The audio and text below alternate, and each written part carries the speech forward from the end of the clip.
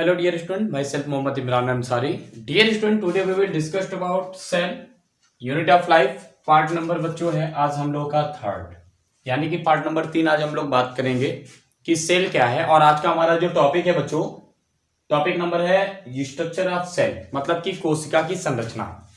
तो मैं आपको अभी संरचना बताया था इससे पहले, और उस संरचना में कौन कौन से पार्ट होते हैं, कौन कौन से स्ट्रक्चर्स में और कौन कौन से पार्ट होते हैं, इन सब के बारे में पहले हम लोग एक बार जान लेंगे आउटलाइन डायग्राम के द्वारा कि क्या क्या होता है, कैसे कैसे होता है।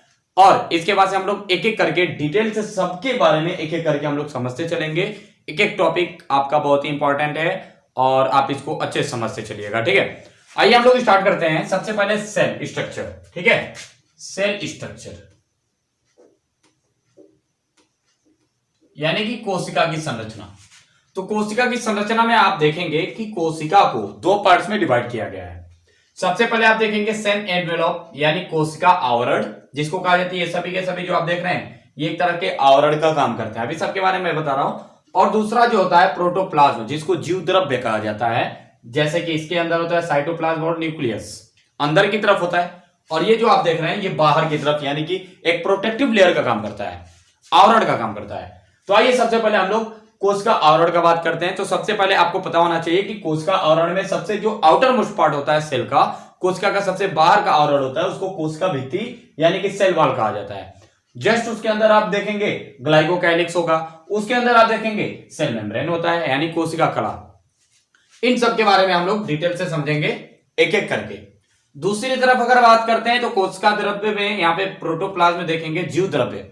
जीव द्रव्य के अंदर अगर आप देखेंगे तो इसको दो पार्ट्स में डिवाइड किया गया है। फर्स्ट ऑफ ऑल आप देखेंगे तो साइटोप्लाज्म मींस कोशिका द्रव्य, और दूसरा अगर आप देखेंगे तो न्यूक्लियस यानी कि केंद्रक। अब इस न्यूक्लियस के अंदर होता है न्यूक्लियोलस यानी कि केंद्रक के अंदर केंद्रिका पाया जाता है। ये सब किसका बात हो रहा है बच्चों?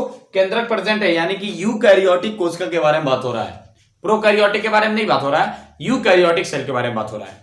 अब यहां पे समझेंगे जो साइटोप्लाज्म है इसको फिर से डिवाइड किया गया है टू पार्ट्स में। देखिए साइटोसोल और ट्रोफोप्लाज्म, दो भागों में, एक होता है साइटोसोल और दूसरा होता है ट्रोफोप्लाज्म। साइटोसोल का आप देखेंगे कोई टाइप नहीं है, लेकिन आप यहां पर समझेंगे ट्रोफोप्लाज्म। ट्रोफोप्लाज्म को देखेंगे दो पार्ट से फिर डिवाइड किया गया है।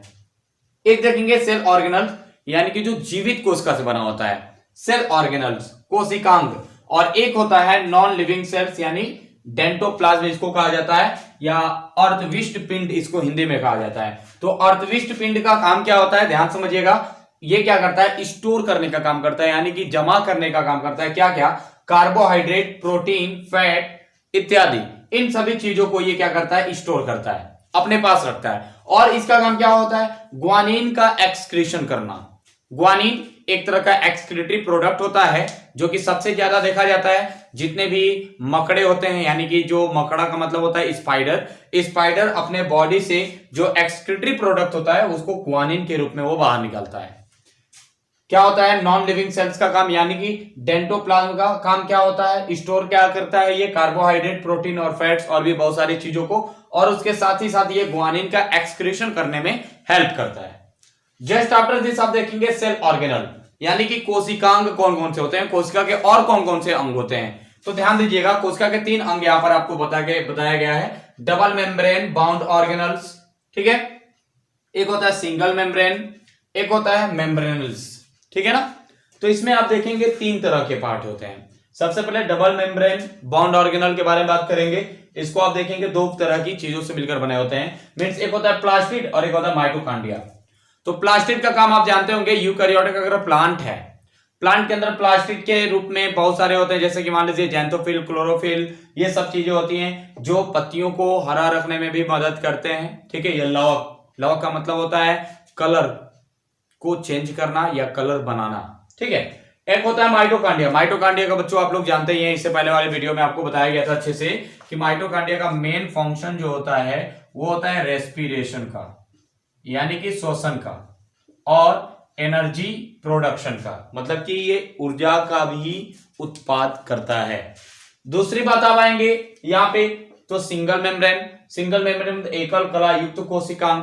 अब इसमें एक कोशिका वाला कला पाया जाता है, यानी एकल कला युक्त कोशिकांग सिंगल मेम्ब्रेन वाला, यानी सिंगल मेम्ब्रेनस स्ट्रक्चर पाया जाता है। कौन कौन से होते हैं तो ध्यान समझिएगा। फर्स्ट ऑफ ऑल ER का मतलब होता है एंडोप्लाज्मिक रेटिकुलम। ये भी दो तरह का होता है, ध्यान दीजिए। कितने तरह का? दो तरह का। तो याद रखिएगा दोनों का नाम क्या क्या है। तो सबसे पहले आप लिख सकते हैं यहां पे RER, यानी कि रफ एंडोप्लाज्मिक रेटिकुलम, और एक होता है SER, यानी कि स्मूथ एंडोप्लाज्मिक रेटिकुलम। इसका स्ट्रक्चर देखेंगे तो कुछ इस तरह से दिखाई देगा आपको। अगर ऐसे है और ऐसे है, इसमें तो अभी आपको कोई डिफरेंस नहीं दिख रहा होगा, लेकिन रफ में क्या होता है ना, यहाँ पे कुछ स्ट्रक्चर्स ऐसे ग्रेनुलर स्ट्रक्चर्स होते हैं, ठीक है, जो कि न्यूक्लियस के बाहर की ओर चारों तरफ घिरे रहते हैं। और SER का मतलब इसमें कुछ भी कोई किसी तरह का कोई भी ग्रेनुलर स्ट्रक्चर नहीं होता है। इस प्रकार से आप देखेंगे तो दो प्रकार का एंडोप्लाज्मिक रेटिकुलम होता है। एक होता है रफ एंडोप्लाज्मिक रेटिकुलम जैसे कि ये, और एक होता है स्मूथ एंडोप्लाज्मिक रेटिकुलम यानी कि ये, जो कि स्मूथ होता है।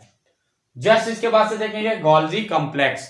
गोल्जी कॉम्प्लेक्स का और भी नाम होता है, गोल्जी बॉडीज नाम होता है, गोल्जी कॉम्प्लेक्स नाम होता है, ठीक है ना। और हिंदी में इसको गाल्जी काय कहा जाता है।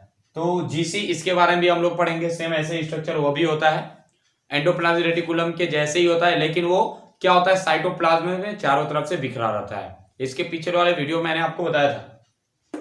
जस्ट इसके बाद से आता है बच्चों लाइसोसोम। याद रखिएगा लाइसोसोम, जो कि बहुत ही मोस्ट इंपॉर्टेंट पार्ट होता है हमारे सेल्स का, ठीक है। देखिए लाइसोसोम जो होता है ना, लाइसोसोम एक तरह का समझिए, इसको एक और नाम से जाना जाता है सुसाइड बैग।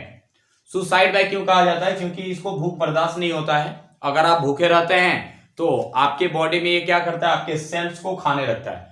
डेड सेल को तो खाता ही है, लेकिन अगर इसको भूख और भी ज्यादा लग गया और इसको माइटोकांड्रिया अगर भोजन नहीं दिया तो ये क्या करता है, हमारे सेल्स को ही पूरी तरह से खाने लगता है। समझ में आ गया? इसके बारे में भी हम लोग आगे पढ़ेंगे, आगे इसके बारे में जानेंगे।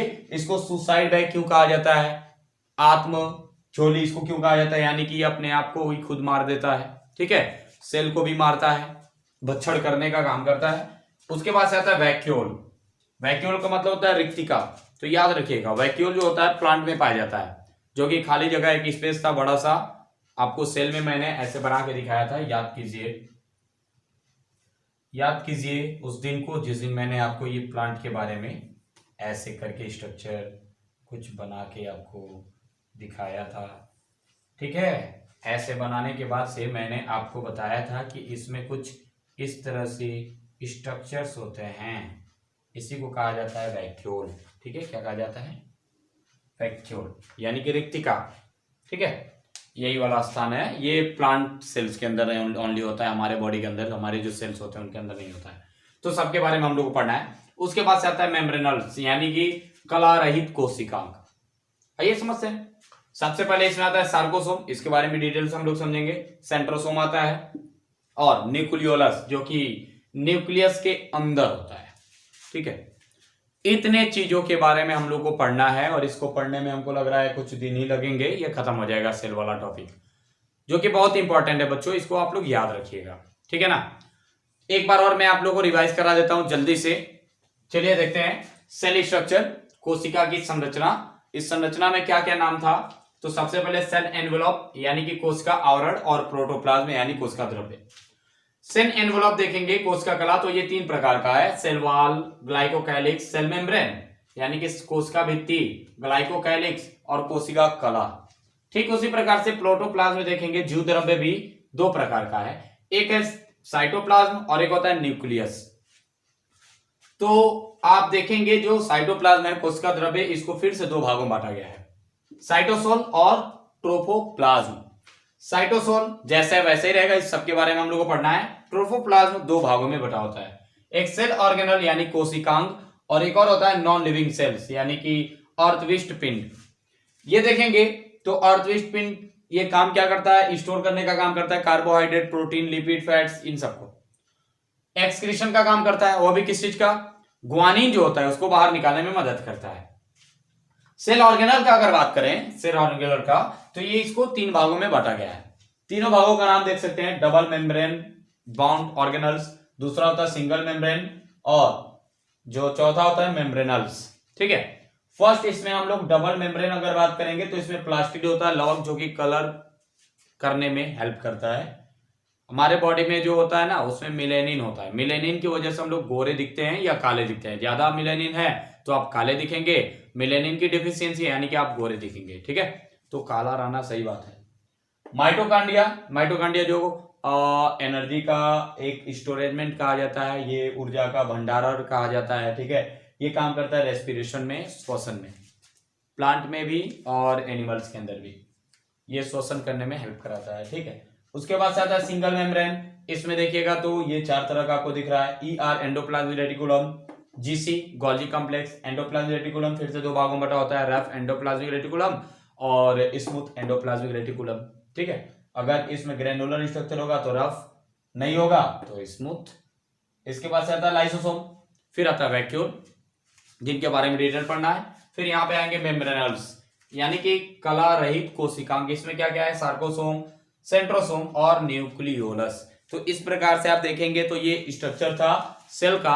अब एक एक करके हम लोग डिटेल से समझेंगे सबके बारे में, एक एक करके, जो कि इसके बाद वाले वीडियो में हम लोग बात करेंगे पार्ट नंबर 4 में। आज के लिए बच्चों इतना ही।